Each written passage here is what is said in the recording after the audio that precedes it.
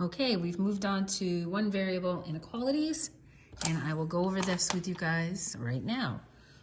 We have the greater than and the less than sign, which I have labeled over here. We have the greater than or equal to and the less than or equal to. The difference obviously being this line underneath. If there's a line underneath, it is or equal to. In order to graph them, if you have just greater than or less than, you use a hollow point. See? Doop, right there. If you have a greater than or equal to or a less than or equal to, you use a solid point. So let's look at the examples that I have. If I have x is greater than 1, I would go to 1. Since it's just greater than, I make a hollow point, and I draw a line towards all the numbers that are greater than 1. And interestingly enough, it's pointing in the same direction as the inequality sign. Choop, same direction.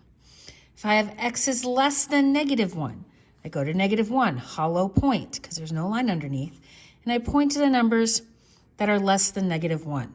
And again, interestingly enough, this is also pointing in the same direction as this. So now we look at the less than or equal to's. So we have x is greater than or equal to 3. I go to 3, I make a solid point because it's greater than or equal to, and I point in the direction that's greater than 3. And it's also the same direction. X is less than or equal to -3. Solid point at -3, and I go. Okay? All right, so let's look at a few problems and go through them together. If I have -4x minus 1 is less than -3. I do this just the same way I do my equations. Isn't that great? So I would go, okay, -1, so I'm going to add 1 to both sides. So I have -4x is less than -2. Okay.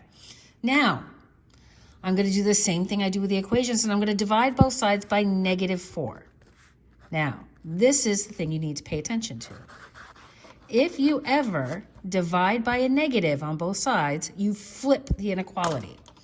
That means I would take this and I would flip it. So I'd have x, because these cancel, is greater than -2 over -4 is +1/2. Okay, that's important. If you divide both sides by a negative, you flip your inequality sign. Okay, so let's take a look at the next one.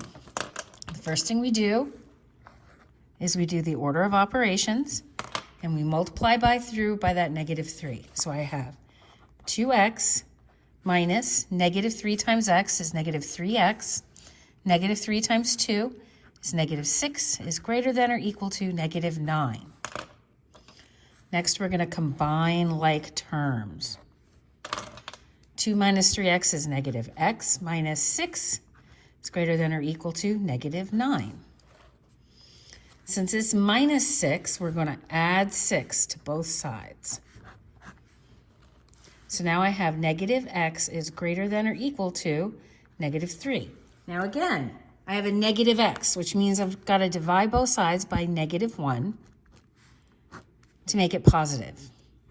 So I'm going to have x, and again, I divided by a negative, so this is going to be less than or equal to, so I have to flip it, +3. Okay. So let's take a look at this last one. We have to do our order of operations again. Take 3 and multiply it through. Take +2 and multiply it through. And I'm going to have 3 times x is 3x. 3 times 1 is 3, is less than. 2 times x is 2x. 2 times -5 is -10.